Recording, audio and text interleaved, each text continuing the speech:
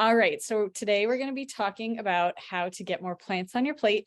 So we'll just start out with a little background on why eating more plants is good for you and how to get started, and then we will be cooking some sweet potato tacos together.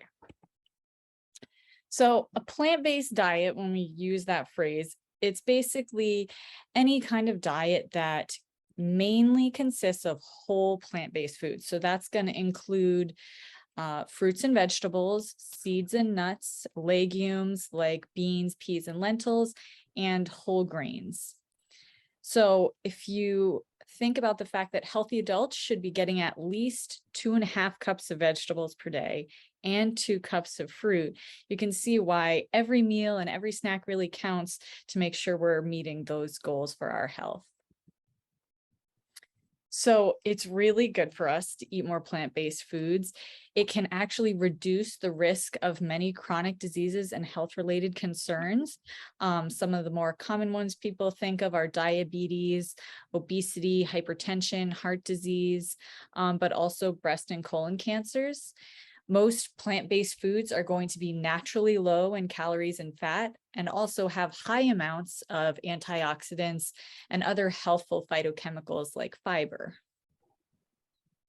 So if you want to get started eating more plants and incorporating them more into your diet, there's a few ways you can try. First of all, in general, it's easier to start small. So you might want to try and make one meal a week be a vegetarian meal or something like that. Or if you eat a certain snack every day, maybe you try and switch it out for something that's a plant-based food instead. So start small, and then you can always add more and more into your diet, but that'll make it easier to get that started. A good goal is to fill 3/4 of your plate with plants. So that can be, like I said, whole grains, legumes, fruits and vegetables. And then you can still also get in a little bit more of some, if you want to keep eating meat or any of those other things, you can still get that. But at least you're getting all the benefits of eating mostly plants in a meal. In general, we want to try to focus on minimally processed foods. So that means foods which have gone through fewer steps in processing with fewer things added to them and that sort of thing. So for example, rather than eating a corn chip that has been ground up, combined with other flavor enhancers, pressed into a chip, then, fried in oil, you might want to choose popcorn, which would just be whole kernels of corn that are popped in oil, and then you can add whatever seasonings you want. So that's going to be less processed than something like a potato chip. And then as much as possible, we want to try and get our protein from plants. It's good for the environment. It's good for our health. So rather than eating just meat or seafood anytime we need protein, we can reach for things like beans and lentils, and other things that have lots of protein in them as well. So especially as we get older, we know it's important to make sure we have enough protein in our diet, but we don't need to always be turning to meat to make that happen. In fact, most folks get more than enough protein in a day. And so there are lots of ways we can try and switch out some of those meat or animal-based foods for something that's more plant-based, just to give us a little boost in our nutrition. So this is just a helpful little chart if you're trying to move more towards a plant-based diet. You can just try and eat some things more often and other things less often. So for those of you, for example, who eat a lot of rice, you might try swapping out for brown rice occasionally. Or instead of eating white bread, you might try and get some whole grain bread. That would be more of a minimally processed food that has more fiber and other of those vitamins and nutrients that are going to be good for you. So one thing I like to think about, like that example of reaching for popcorn instead of a potato chip, see if you can switch out some foods that you really reach for more often and try to find an alternative that's going to be a plant-based food that might be a little better for you. For example, I love milkshakes, and especially when it's so hot right now, I want milkshakes all the time. But what I found is what I can do is instead make myself a homemade smoothie. So I can have a ton of fruit in it. Sometimes I might add some coconut milk, some hemp seeds, flaxseed meal, peanut butter, things like that, to make a really filling, creamy, cold, sweet drink that's just more plant-based than if I had chosen to do something like a milkshake. So there are some options to kind of figure out what is it that I'm craving when I'm reaching for this food. Is there a way that I could swap in a plant-based food instead? So today we're going to be cooking with sweet potatoes and beans. And I just want to take a minute to say these are some of the greatest things for doing a little bit of substituting if you're trying to eat a little bit less meat in your diet. So you can use sweet potatoes instead of bread in some dishes. One of my favorite breakfasts looks like this picture here is either a oven roasted, or sometimes I'll even just microwave a sweet potato. I'll cook up a little bit of chickpeas from a can with some spices on the stove, and then have a little quick yogurt sauce, which is just like yogurt and maybe some lemon juice and some herbs, and throw that together. And it's like a really filling, tasty breakfast, but without having any refined grains in there. So there's a lot of ways you can use sweet potatoes or beans instead of meat. They work in tacos, chili, curry. You can even make lentil burgers, bean burgers. I've even made sweet potato and salmon burgers, so there are ways to keep getting that meat or that seafood and just incorporating more plant-based food into that so that, you're still getting the benefits of those plants. So if anybody else likes to do a little bit of cooking with sweet potatoes and beans, feel free to throw it in the chat. All right, so now to the fun part. Today we're going to be cooking sweet potato tacos with roasted corn and black bean salsa and chipotle sauce. All right, so we're gonna get started. So we're gonna start by cooking these sweet potatoes for our sweet potato tacos, because that's gonna be the most time-consuming part, because they're gonna get roasted in the oven.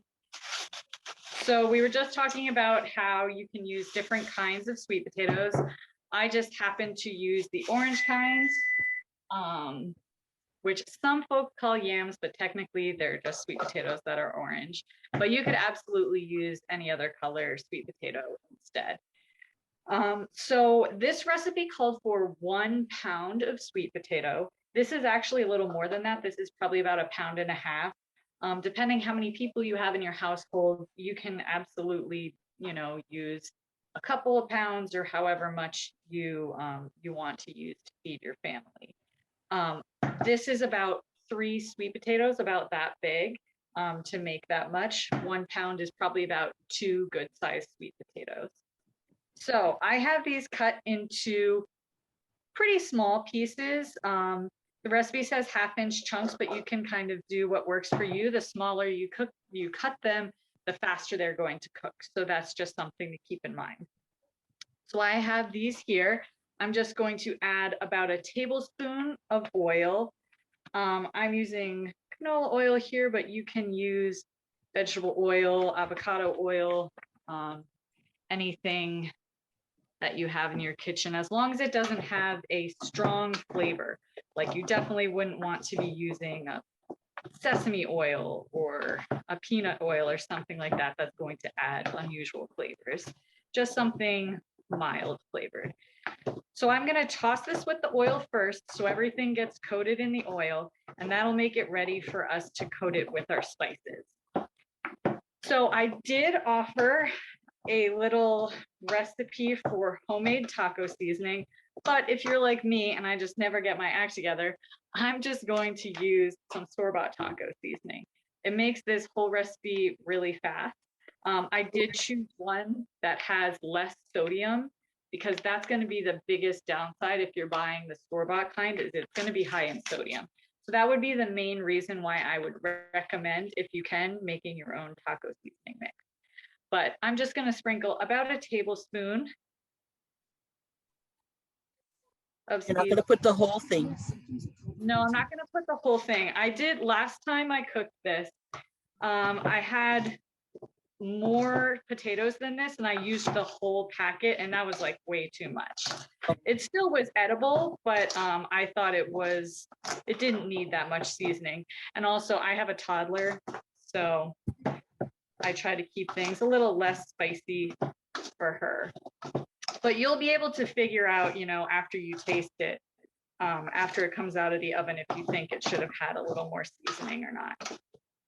But you just want to see, I think, you know, a little bit of sprinkling of seasoning on each thing. All right, there we go. So I'm going to, oh, I forgot to mention, you're going to preheat your oven to 425 for this recipe. So I have my oven preheating right now. It is a really high heat, 425, but that's what allows these to cook in really like just 25 minutes to a half an hour. And it gives, you know, because it's such a high heat, it's going to kind of brown and caramelize a little bit with these sweet potatoes, which is a nice touch. So I just have a baking sheet here. I have laid out a sheet of parchment paper, which makes cleanup way easier. I'm just going to spread these out. You pretty much just want a single layer of sweet potato. So you can see here, I definitely could have fit more sweet potato on here. If you have them piling up on top of each other, that's not ideal because then you're not going to get that browning action that you get with them in contact with the bottom of the pan here. All right, so those are ready to go in the oven. I'm just going to pop them in and we'll check on them in about half an hour. You can flip them over halfway through, but since these are in such small pieces, I don't think I'm really going to need to do that. It would provide more browning to flip them halfway through, but I think either way is fine. Marielle, did you want us to see what you're cooking? Yes, you guys should be seeing. We have two screens, like she's showing two screens. Yeah, so if you're on a phone, it's going to show you only one screen at a time, but if you swipe, you should be able to see the other screen. You should be able to see two simultaneously if you're on a computer. Let us know if you have any more trouble. Okay, so while we have our sweet potatoes cooking in the oven, we're just going to whip up a quick salsa here. So this is a roasted corn salsa. If you don't feel like getting your house hot, or if you're just lazy, you can absolutely skip this step of roasting the corn before we put it into the salsa. But I think it really helps pull together the ingredients in a nice way, kind of mellows out the flavors so they all come together if you roast them first. So that's what I'm going to be doing. I'm using just a regular skillet. If you have a cast iron, that would be great.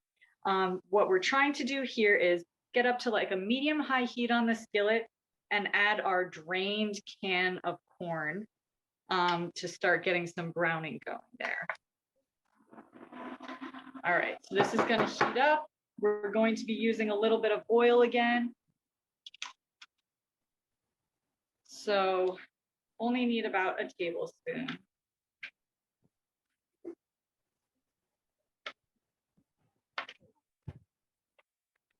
I chose a larger skillet because, again, if you want browning action, you need contact with the bottom of the pan. And so if you're in a smaller pan, then everything's going to be piled on top of each other and you're not going to get as much heat on each individual piece of corn. So it's just not going to brown as well. It'll still heat up, but you won't get that nice color we're trying to get. So let's see.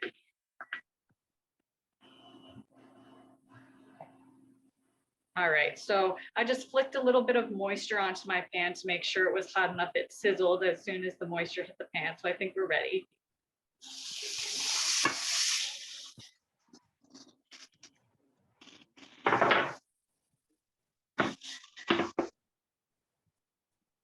So another key when you're trying to get any kind of browning action going is that you don't want to move it around too much. Like if you think about when you are trying to brown a piece of steak or something, if you're constantly moving the steak around in the pan, it's not going to have a chance to get that nice heat and that caramelization action that will allow it to brown and also not stick to the pan. It smells good. It's a great way, this salsa is a great way to kind of turn a can of corn into something a lot more interesting. So I'm going to let that get some browning action going while I get the rest of my ingredients together.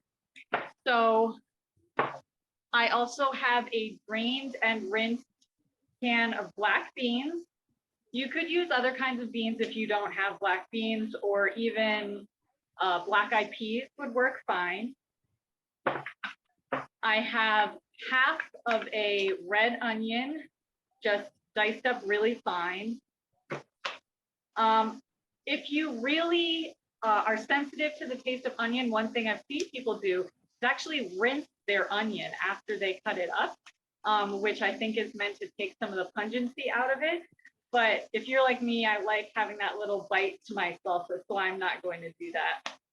You could absolutely substitute with a different kind of onion. Red onion is just going to be the most mild and sweet onion flavor. All right, gonna give that a stir. You see how it's browning a little bit there? Getting that little action going on the bottom of the pan. Okay, the other ingredients we're gonna need for our salsa, cilantro. So hopefully you're not one of those people who has a sensitivity to the flavor of cilantro. I love it, so I add about a full cup of cilantro chopped up to this. But you could just do half a cup if you don't want that much. You could probably substitute in something else, maybe like parsley. It's just going to change the flavor a lot. And then I also have some diced cherry tomatoes. So this was a Ho Farms mix that I got at Foodland, and I just chopped it up pretty small here so that it would be more of a similar size to the other ingredients, like the corn and the beans.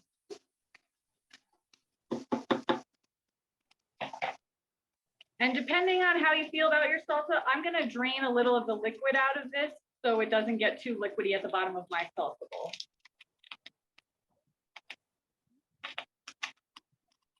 Okay, and then the other thing we're going to need is just a little bit of fresh lime. And that will basically be our dressing. Woo.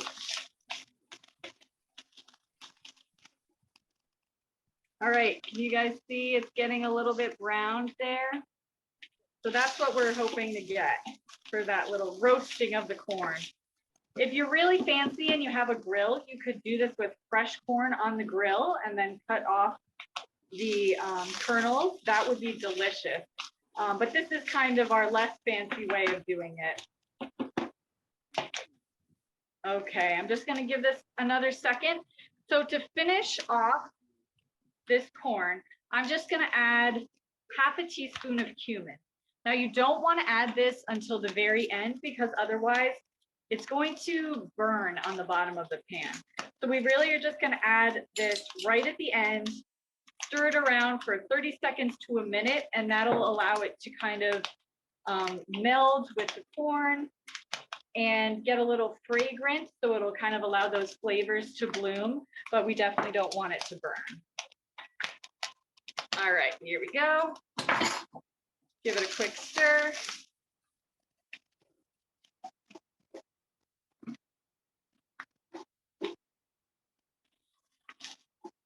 Now, if you're cooking at a home stove, you probably won't have this cooked as quick. I'm on an induction burner, which the pan heats up really fast and it cooks things really quickly. That's why mine cooks so fast. All right. So we're going to add this corn in with our tomatoes.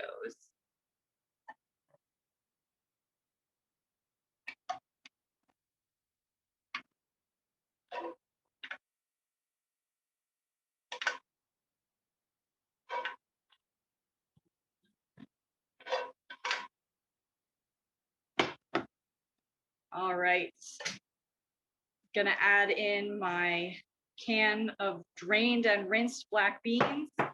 A reminder to always drain and rinse your beans.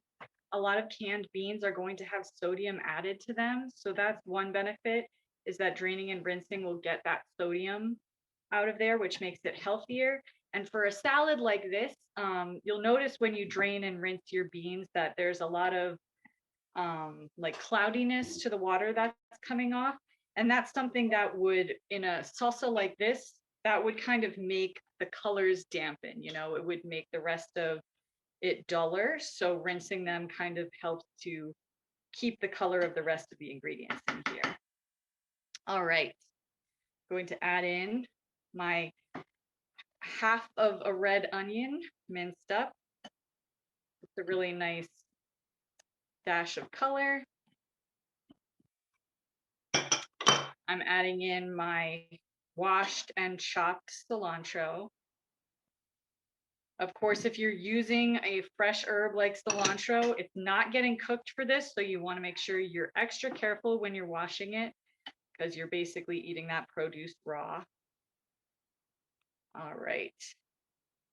And then it's optional, but you can add in some fresh jalapeno if you like things to be spicy.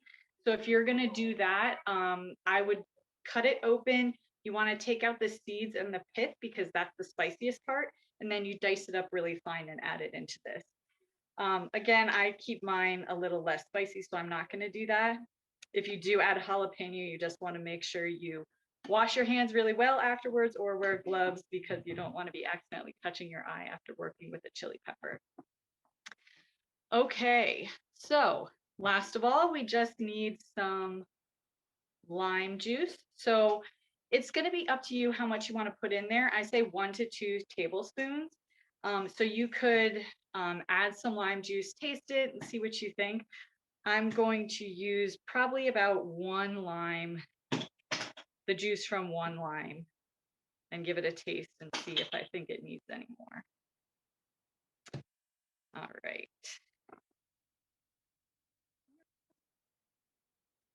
And then we're going to just add some salt and pepper to taste. And that's it. That's our salsa.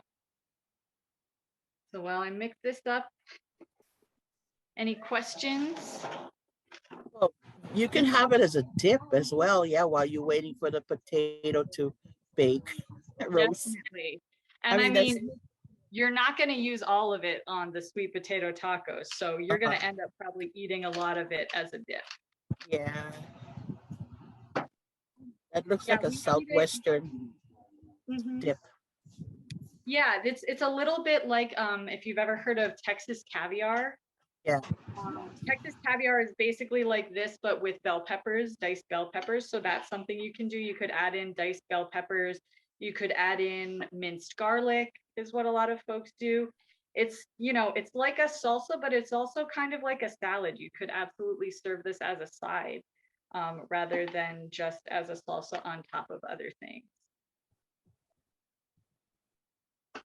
And it's just really pretty. So it's a great thing if you want to bring it to a barbecue or something like that. So one thing that I would do is I would just make sure, especially because we're adding roasted corn to this, we're going to put it in the fridge so it can cool down for about 10 minutes while we wait for the rest of our sweet potato tacos to be done.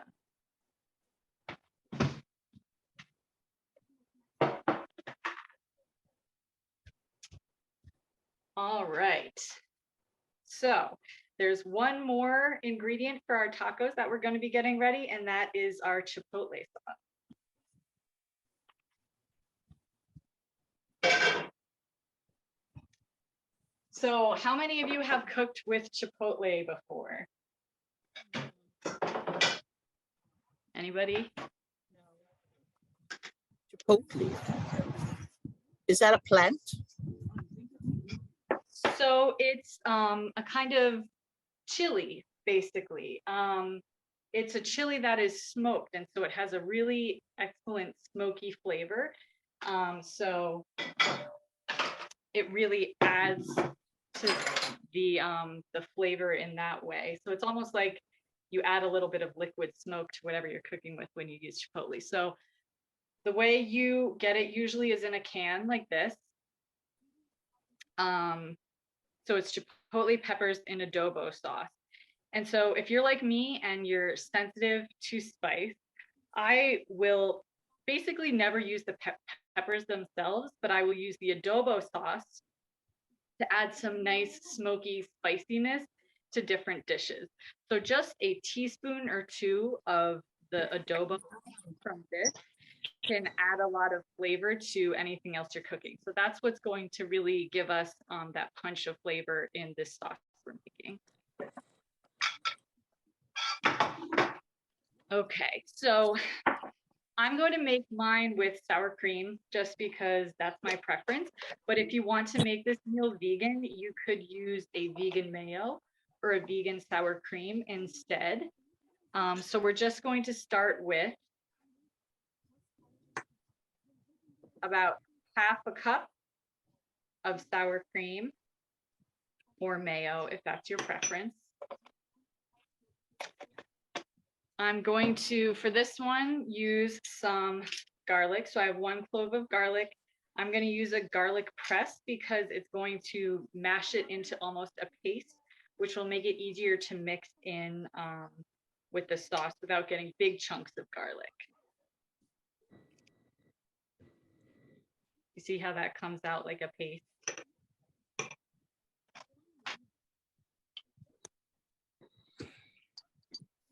And if you love garlic, you're welcome to put more than 1 clove.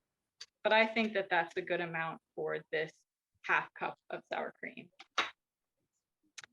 And then I'm just going to put about a teaspoon of the adobo sauce from the chilies. So this is what I do whenever I'm using Chipotle and whatever I'm cooking. I actually put it into a separate container. This one I even have a little bit of the label taped on top so I know what it is. And then I'll stash it in the fridge because you will basically never find a recipe that will use the entire can of Chipotles, but it's nice to have it on hand for when you're cooking. You just need a little bit of the sauce. So you can see here, these are the chilies themselves. If you want to get really fancy with things, some recipes will call for the chilies without the seeds in them. But I'm just going to get a little scoop of the sauce that they're in. Add that. And again, if you like spicy food, you may prefer to add a little bit more, but I would definitely taste it first. All right. And then I'm going to add the juice from just half a lime.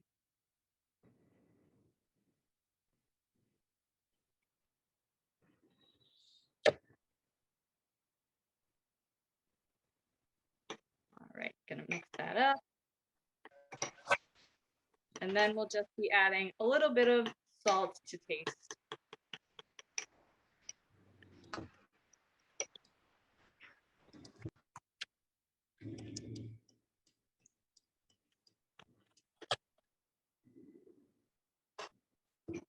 So I like having this sauce because it adds a nice creamy element to balance out the freshness of the flavors of the salsa and then that hot spiciness and sweetness that you get from the sweet potatoes that are going in our tacos. All right, there's our sauce. So we have our salsa, we have our sauce. We just need our sweet potatoes to come out of the oven. While I'm waiting for that, I'm just going to heat up some corn tortillas. I usually go for flour just because I like the texture, but if you want to be authentic and also the flavor of corn tortillas really just can't match flour tortillas if you're really looking for that nice corn taste. So I'm just going to turn on my pan. There's a few different ways that you can heat up your tortillas. You can either do it in a pan 1 by 1, We actually, at my house, we used to even do them straight on the stove top with the flame turned down as low as it would go. You can also put a whole stack of them in foil in the oven for about 10 minutes if you want to heat up a bunch at once. But there's a few, different ways. But really, you need to have warm tortillas if you want them to hold together when you're making your tacos. So I'm just going to heat up a couple of these. So you have the cabbage already cut up? Yes.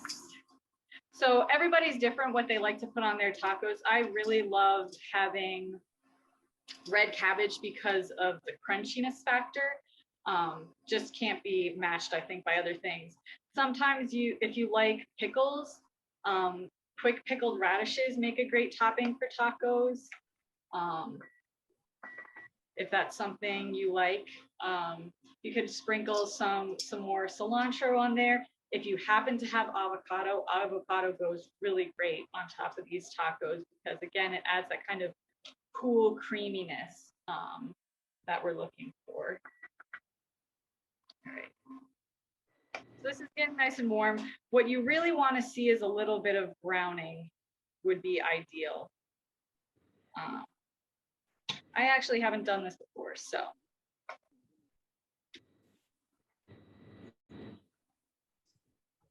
Does anybody else ever cook with tortillas? Do you guys like to heat them up? Do you do them like in the microwave ever or things like that? No, I do it like that. Yeah. Yeah. Or on the heat. I have gas, so. Yeah, that's what On the we flame, always do. on the flame. These are really little ones, so I think, I don't know. I guess they would still work on the flame, the gas flame. But yeah, if you have an electric stove, this is going to be your best option. You could also cook them in oil, but again, we're trying to keep things healthy, so I'm not using any oil here. All right.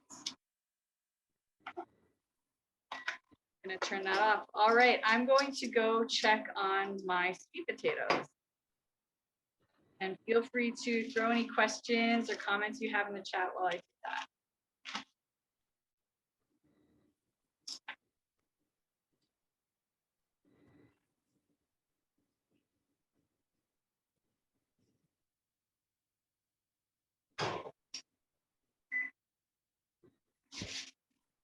So if any of you have, I've tried making vegan mayonnaise with the aquafaba, that's the liquid from the chickpea, and you use the immersion blender with oil, and it's like the coolest thing to make. Did it work? Yes, it like in just a couple seconds, it just turns all white, and I don't know, it's cool. That's I really just like cool. making it because it's like so neat the way it works. That is awesome. I've often been curious to try working with aquafaba. Good for you. So I just pulled these out of the oven. What we're really looking for is fork tender.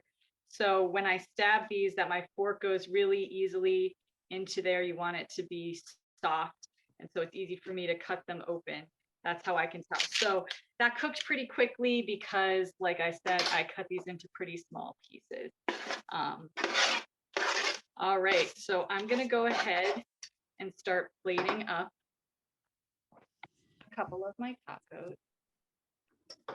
So just going to put a few of these sweet potatoes on each one. The great thing about using orange sweet potatoes is that it adds a new color. So this ends up being a really colorful dish. And you can absolutely save the leftover sweet potatoes for other dishes. You could eat them for breakfast with some yogurt, would be awesome.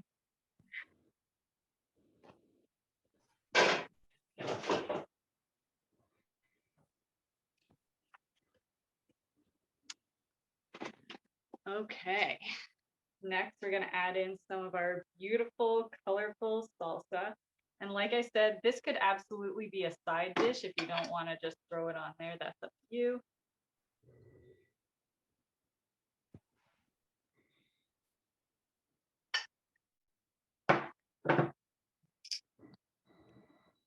And I'm going to do a little sauce first. And then I'm going to add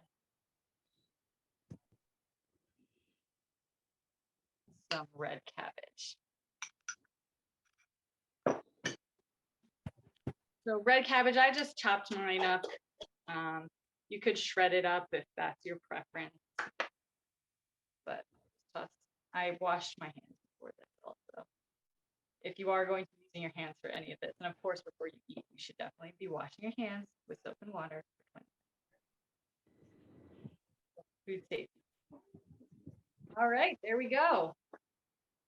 Plant-based, if you decide to use a vegan mayo, it's vegan, but it's vegetarian, super flavorful, and you'll definitely get a few meals out of it for sure. All right, well, I'm gonna take a taste. Any comments, you guys?